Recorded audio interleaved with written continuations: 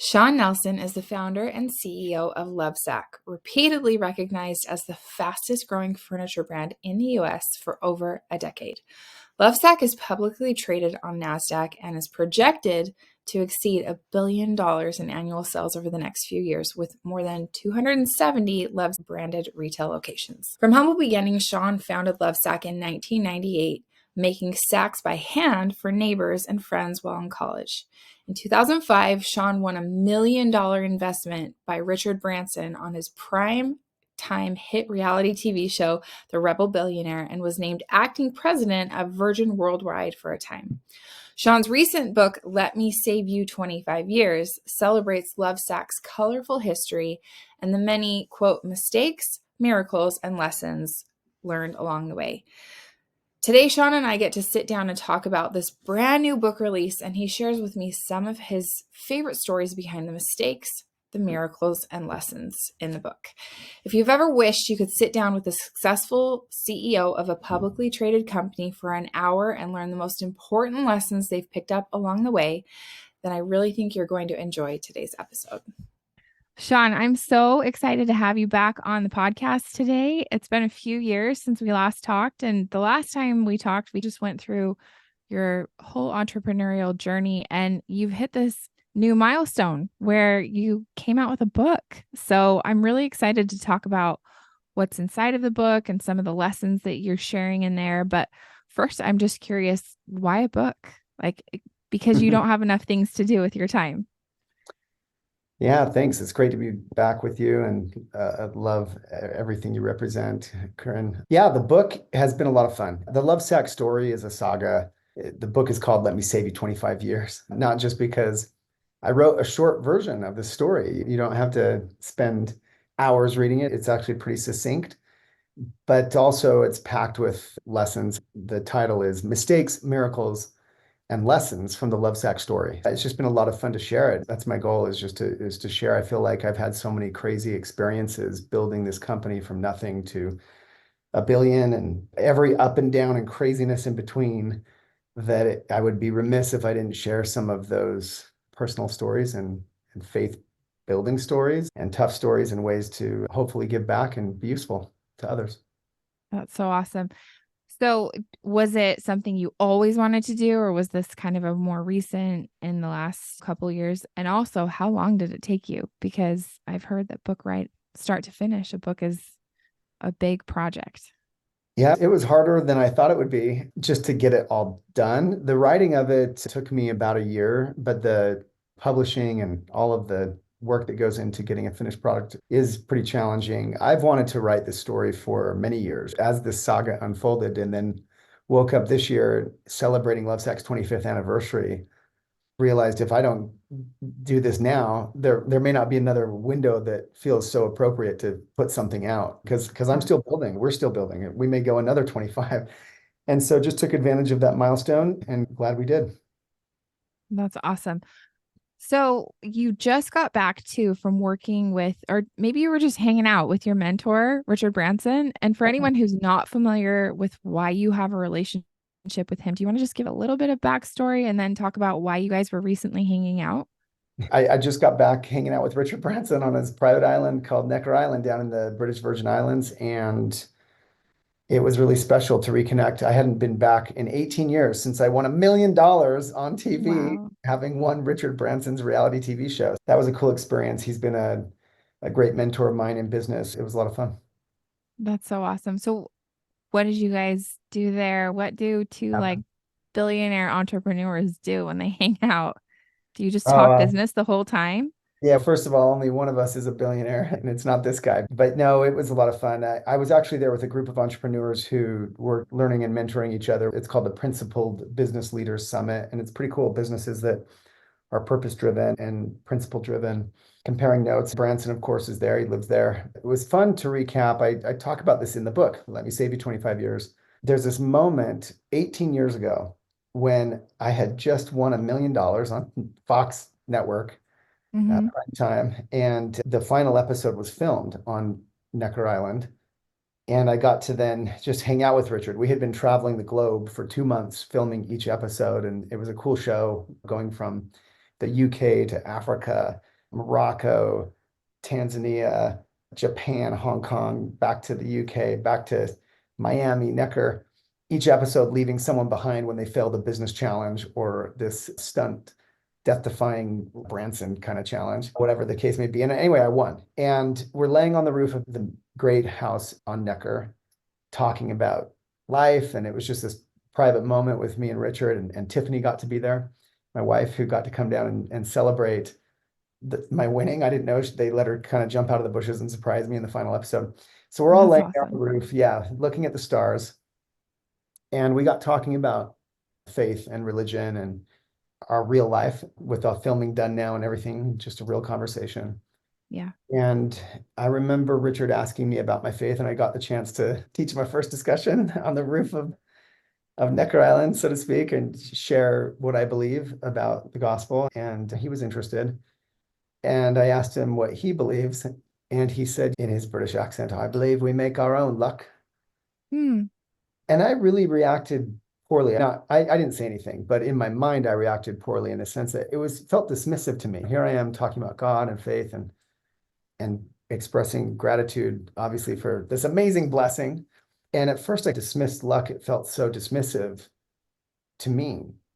And over the years, I write about this in the book. So I have a chapter in the book called Make Your Own Luck, Mm. because I very much believe in it today. And I talk about it in the book. And I talk about, for me, once you experience, it's a bit like Satan, right? Once you know that Satan's real, it's then easier to obviously have faith in God in a weird way, because how can you have one without the other, right?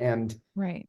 And I don't mean to get technical with it, but once you experience terrible luck, you can't make it up. You certainly don't want to blame God as Yeah. a person of faith. And so then you have to then, to some degree, chalk the bad luck up, just where it's like where something not only bad happens, but it's also just the worst timing.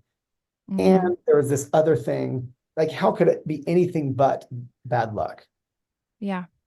And so if you're going to believe in bad luck, how can you not believe in good luck? And then I get to, okay, how about this idea? This is now the gospel according to Shawn. But I don't believe personally that God is some magician. I think that our Heavenly Father understands physics quite well and Hmm. the laws of the universe, and how to utilize those to create worlds without number, and hurtling asteroids across the galaxy or through the universe can create all sorts of ricochets, events, seismic events, volcanic events. And I don't think that all of them are necessarily precise and don't need to be. The beauty of this world, like humans build houses and there's rectangles. God doesn't build in rectangles. There's so much randomness. There's so many collisions, so many fragments from these asteroids ricocheting off each other. And so I very much believe in luck in the sense that it's set into motion, just like humans. All the terrible things that Hmm. happen in the world, we're ricocheting off each other. Terrible people do terrible things to each other. These are children Yeah. of God, living out God's plan on earth. But that's part of the randomness and the plan that I think God very much did set in motion intentionally to allow for that sort of good luck and bad luck and action that ultimately not only refines us, each in our various ways that can't necessarily be explained, but drives the whole plan forward in some cosmic way that is, I think, as a person of faith, clear to see unfold before us. So anyway, my testimony, as it were, of luck evolved over time, and I very much believe in it, but in that way, if that makes any sense. Yeah. I'm curious, when you say that you believe you make your own luck, like where does it intersect, in your opinion, your actions versus like God's intention for you? Yeah, that's a great question. I wish I knew the answer. So the phrase "make your own luck," which I have very much come to champion as one of my little Shawnisms in the book, is really just a rephrasing of that old adage, luck is where opportunity meets preparation, right? For instance, I wrote this book to elevate my platform so that I can tell other stories in the future as maybe some kind of influencer, as maybe some kind of thought leader, who knows, right? This is a step in the process. I never became an influencer, but some other great things came of it that I won't get into. My point is, we make our own luck by doing things Like we wouldn't do these things if we didn't have faith that it just might work. But you're never going to get lucky. I'm never going to elevate my platform from this book or podcast, et cetera, if I don't write the book in the first place. I think that in that way, we make our own luck. People will say, oh man, and then he got discovered here. Like, I want $1 million on TV. I want $1 million. What's luckier than that? At the same time, and I mentioned this in the book as well, it just so happens that I had prepared my whole life for that trip, a trip around the world where I ended up using my music skills in one episode. I performed, I was on stage, I was able to speak. I don't speak one of the African languages, but I was able to slow down my presentation to one of these African villages because I was so used to presenting to people in Asia from my mission in Taiwan, where so I learned how to just work with foreigners. I won that. So all of these little challenges I won to win that show ultimately could be traced back to all the preparation I had done my whole life. I've come full circle. I believe we do make our own luck. I believe that luck is a part of this cosmic craziness that we're thrust into. And I'm okay with that. It's not to diminish God at all. God is the one who set it all in motion. Yeah. I love that. And even to qualify you to be on that show, you had to be in those early first days of Lovesac where you decided to make your own version of a beanbag. And if you hadn't done even those very first steps, then you probably wouldn't have been chosen for the show, right? Of course. Yeah. And so then we get to the parable of the talents, and we get to the abilities that I was blessed with, whatever those are. I didn't bury them. I may not have exploited them all as well as I should have so far in my life, but I certainly didn't bury them. And it comes back to our agency. You asked, where then does God's plan overlap with all of this? I think that at the root of it is agency, a person's choice to wake up, to get to work, to go do things. Yes. Believing that something good may come of it, not knowing how could I have possibly predicted that I would someday win $1 million on a reality TV show. It never would have, even if I was making things up, that would have not been on the list of wild things that might happen.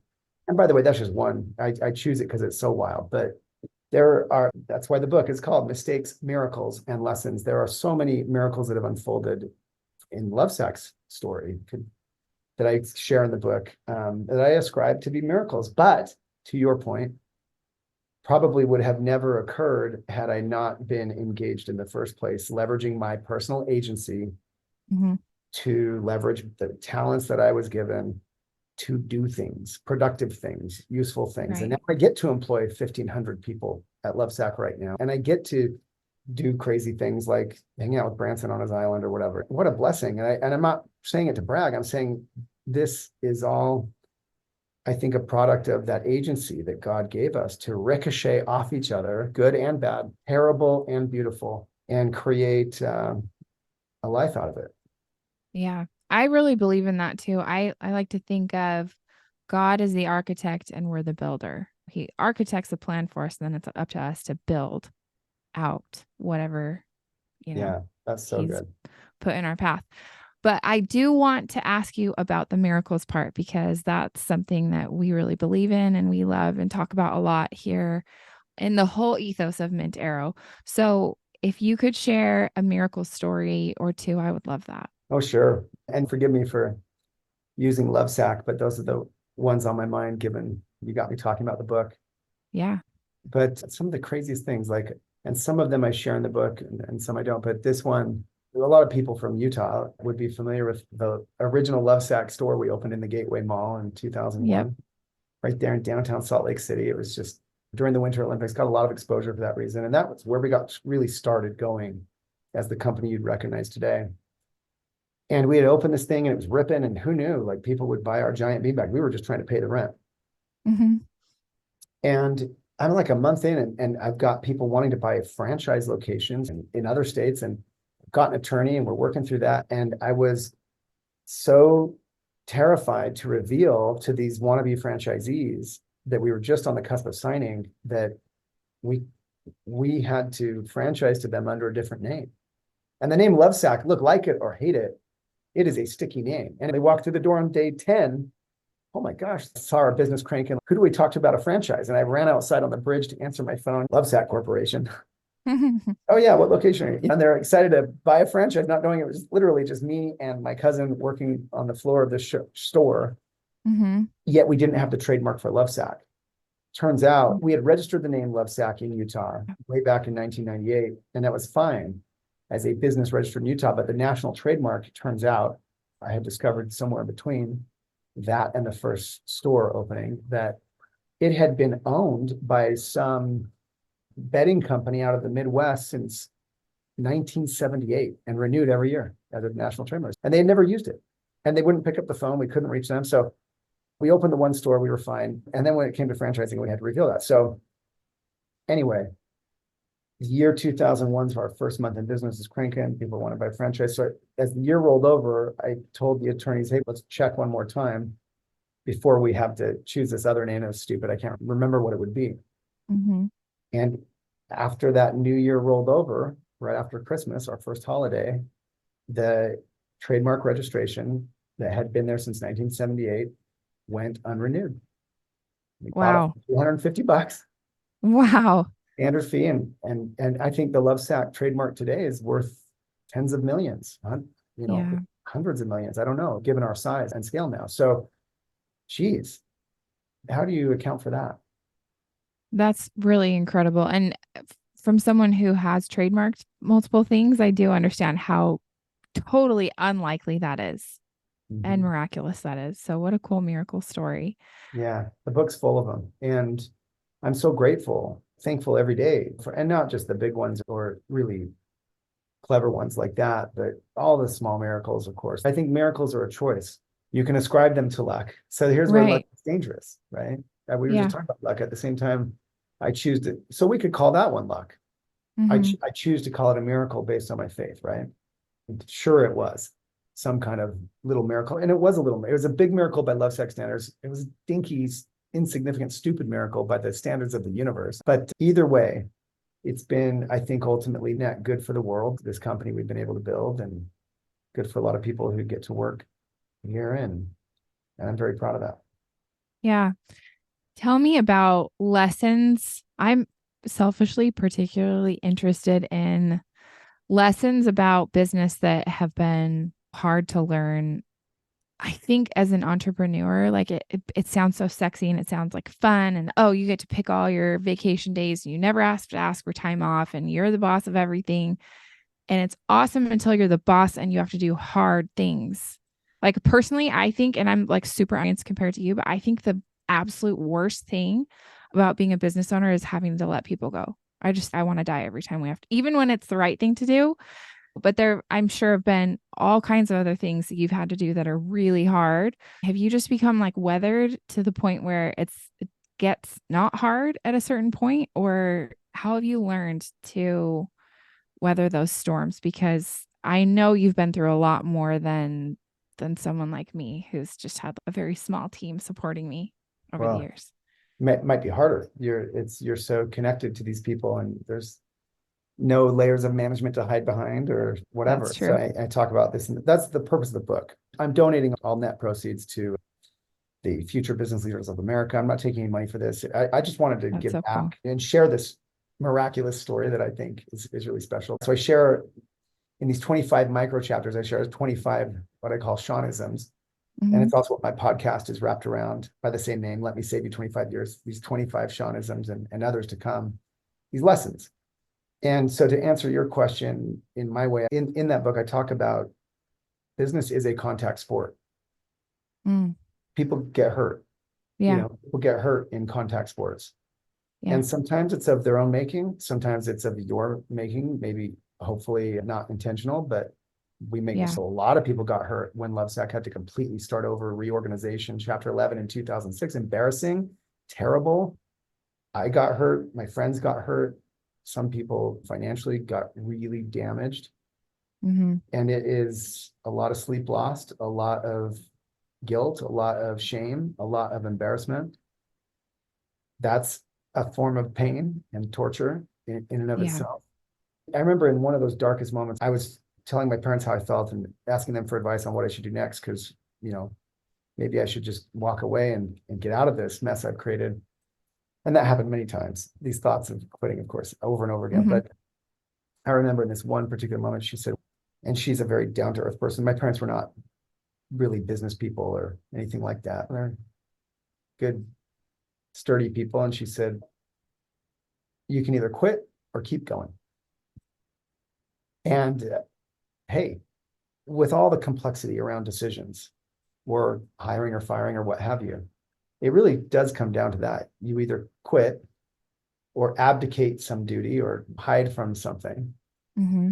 or you keep going. And if it's the right thing you got to remember that I think even God, and I don't mean to be sacrilegious, but I think even God, from certain perspectives, has been witnessed allowing for all kinds of tough things, terrible things sometimes to happen in order to True. accomplish, in order Yeah. to accomplish uh, important outcomes.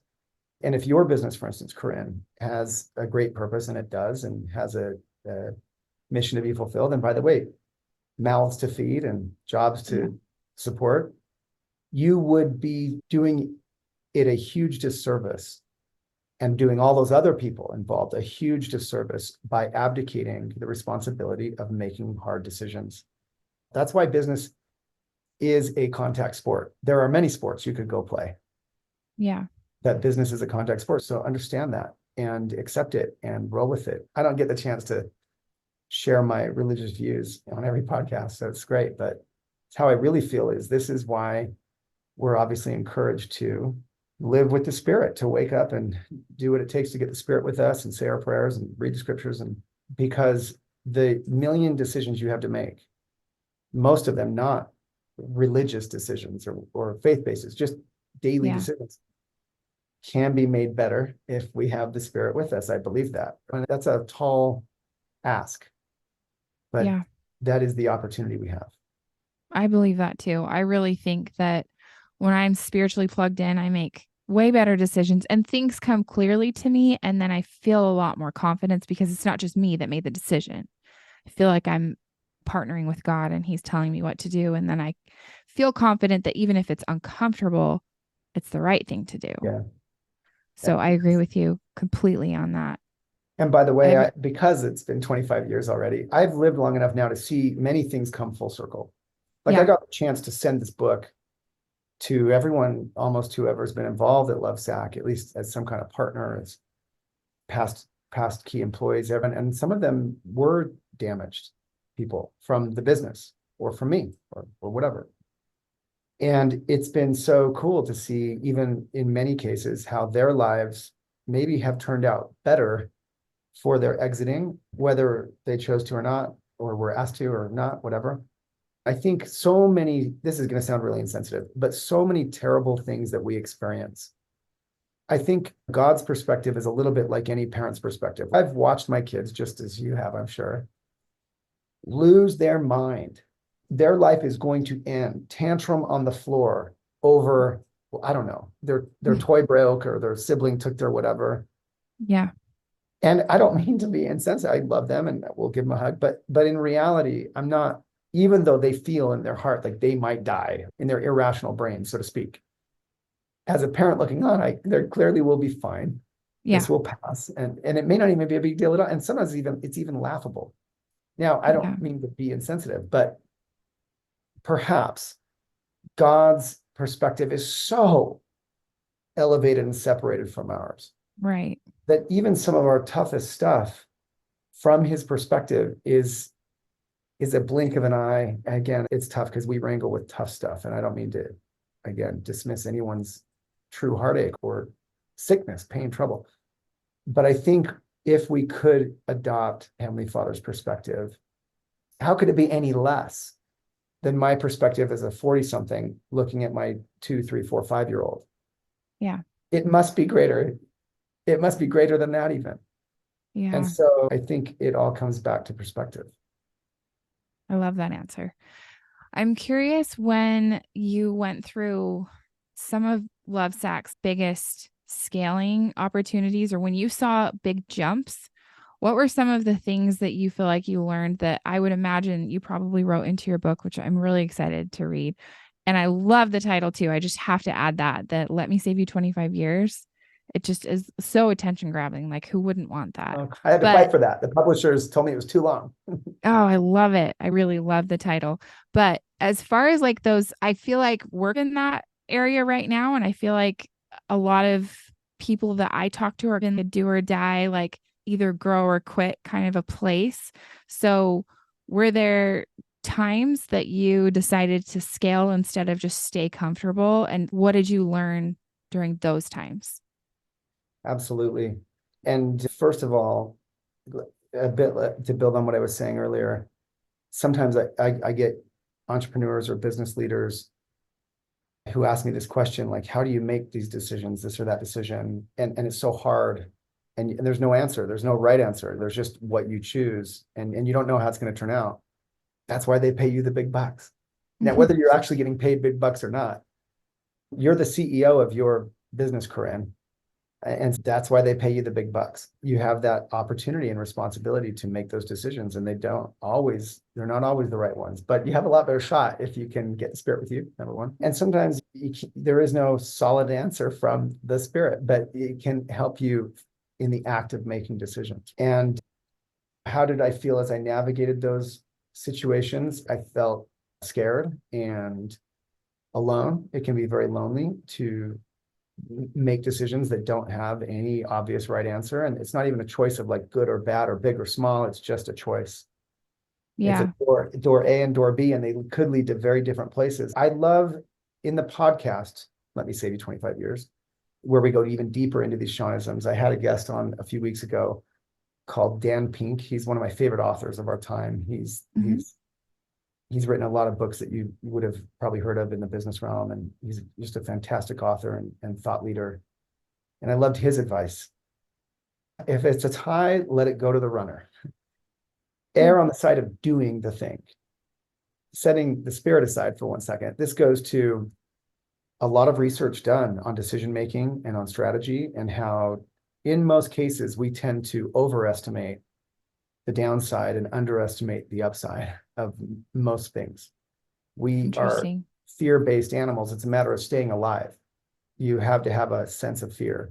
Otherwise, you can get damaged and injured. And we make decisions often with a bias toward fear. And so I love that advice. If you're ever waffling, do the bolder thing. And now, if it's obvious, if it's, okay, 70-30, like this is a bad idea, probably don't do it. But I thought that was really great wisdom from Dan Pink. I really like that. Is there anything when you look back at your experience with Lovesac that you're like, I would have done that differently, and that you maybe wrote about in the book? Maybe that's too oversimplified, but is there something that comes to mind where you're like, I wish I had a do-over with that? Yes, I share many of those. That's why it's mistakes, miracles, and lessons. Yeah. And most of the lessons come from those mistakes. And I would have done things differently. And on the other hand, I recently interviewed a guest on my podcast that said, I wouldn't do anything differently, or I wouldn't have become the person I became. Yeah. So we could argue both sides of that. But from a business standpoint, a tactical standpoint, I'll give you an example. Back to that first Lovesac store in 2001 at the Gateway Mall. Yeah. We immediately had so much success. We ran off. Besides franchising, we took the money, ran off to California, opened the next store and the next one and the next one. And that was cool because we were doing stuff and it was exciting and the company was growing. But on the other hand, it was not every location was that great. Not every location was certainly as good as that first one. And in hindsight, had I taken the time instead and I was a martyr. I was working so hard and I wanted to be seen as working so hard. And I was willing to work all the hours and make all the drives and long distances and work through the night and whatever. And that was inspiring to some, and it was motivating. It was more motivating than me just sitting back and counting money. But on the other hand, if I had been smarter, and this is why I wrote the book, for others to learn from some of these mistakes, I would have paid someone to work in that first location. I would have waited a little longer, maybe stood in the corner and watched and really figured out, why is this working? Obviously, we tried to replicate what we had in those stores in California. But it's a lot more complex than that. It's not just paint. It's not just posters. It's not just a mall or a size of a store. There are 1,000 factors that go into something working. You've, Corinne, had success growing your following, and people probably ask you all the time for all kinds of tips on social media and in reality, it's not one thing, it's 1,000 things. Mm-hmm. And so had I taken a little more time to really at least figure out more of those things and been a little more scientific about it, a little more thoughtful before I went out and tried to just replicate it or scale it, I think we would have done a lot better. And frankly, I think we could have built Lovesac to where it is in 15 years instead of 25, honestly, had I, or maybe sooner than that, had I done a lot of things differently. So that's just one example. Yeah, that's a great example. And I think you can take that away with whatever you're doing to just sometimes slow down and observe and be thoughtful, like you said. So, of all the lessons that you've learned, what's maybe the biggest one that you can apply as a family man? Because that is a huge part of who you are. Yeah. What have you learned as a CEO, very seasoned CEO at this point, about making time and space also for the things that really matter? Yeah. Once again, I'll reference something that we spoke of the last time we chatted, but I can't help. But it's a chapter in the book, the Shawnism. It's called Everything Else is Dust. It's an Mm-hmm. inscription on this ring that I wear with the six of us, my family, that's these six diamonds. It's easy to get caught up in not just the money or the scaling or the growth or the business or just whatever it is you're doing. It's incredibly easy to get caught up in it. And you need to be caught up in it. You need to be, as they say, obsessed about it so that you can have the energy to make things happen. On the other side, though, none of it matters. Yeah. It's dust. And I don't mean to, how can I say that as the CEO of a public company? I'd probably get booted by investors if I express that. And here I am expressing it openly, but I have been open about it in the sense that, okay, Shawn, so it's dust. So then don't show up to work. Just spend all, no, we are working people. In fact, I have a number of friends who've made a ton of money and retired in their 40s. And they've confided in me at different times as they've watched me still doing my thing that they feel, and they've made way more money than me personally, but they feel a little bit jealous in the sense that I've had them tell me, some of them, my kids don't see me work. They ride their bike a lot. They do all these kind of cool things with their friends and their family. They travel a Mm-hmm. lot, but their kids don't see them working and they worry about what that's going, how that's going to affect them. Because like you may get incredibly lucky, make a ton of money, but in reality, 99.9% of people, they just gotta work. They Yeah. have to survive. That Yeah. is the human condition. That is part of this mess that we were hurtled into that we spoke of earlier. So what makes you so special? Just because you got a bunch of money, let's say. So what's my point? My point is you, back to this is what they pay you the big bucks for. You are the CEO of your life. The decisions are tough every day. If I was just a family man, I would never travel.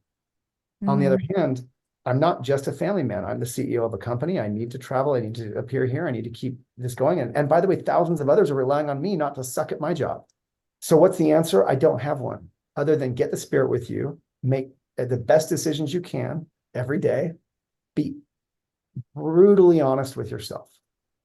Like we know when we're justified. It's one thing to have to travel. It's another thing to take an extra couple days to golf because I'm here and listen, one of my chapters is play along the way. There's nothing wrong with playing, but like we know when we're really making an effort to put our family first and the things that actually aren't dust first. Yeah. And we know when I call it dodging. And I have a morning Mm-hmm. mantra. I read myself. It's my little routine every morning and self-talk, whatever. And I say all kinds of things to myself. I am a priesthood leader and different things to remind myself who I am and what I'm doing. And I could read you through it. But one of the things I say is I never dodge. And what that Mm-hmm. means to me is it's bedtime.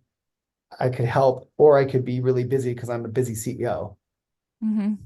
And my wife's tired and she's worked hard. And so am I dodging or am I really that busy? Yeah. And sometimes it could be one and sometimes it could be another, but be honest with yourself. So that's the best advice I can give you is you're paid the big bucks as the CEO of your life to make hard decisions, and they're going to be hard. And that's why CEOs get paid a lot. Buckle up, life's hard, work through these decisions, but you can do it a lot better if you can get a little bit of the spirit with you every day. Yeah. Amen. Okay, last question. If there's one message that you want the people listening to this podcast episode to remember, what do you want that one message to be? I would have to go with that inscription on my ring. Everything else is dust. if you really believe that, it can guide so much of what we do and what we believe. The final chapter in my book is pair top ambition with infinite patience. So I'm not an unambitious person. But when it comes down to it, even our biggest, boldest, most audacious plans and goals are just dust compared to what really matters. And I try hard not to forget that. And I probably mess up a little bit every day, but it's the best I can do. I love that. Shawn, where can people find your book? Where can they find your podcast? Where can they follow along with you and your entrepreneurial journey? Thank you. Yeah, so the book just launched. Let Me Save You 25 Years. You can find it anywhere, Amazon, anywhere books are sold, at Lovesac stores as well, of course. The podcast by the same name, Let Me Save You 25 Years, anywhere you listen to podcasts. I'm really proud of it. We've had some crazy guests. We've had Gronk on there last week, snowboarder Shaun White, Sarah Blakely of Spanx fame. Love her. Yeah. So many great conversations. And it's cool because it's not an interview podcast. Like you, we go right into talking about principles. We unpack these Shawnisms in great detail. So it's not just another life story podcast. And I'm proud of that. I think we're getting really cool content. And otherwise, if you ever need a couch, we make the best ones. So all of these ways, love to stay in touch with you. I'm easy to find on Instagram. I DM with friends and fans, and I'm happy to stay in touch with anyone that way.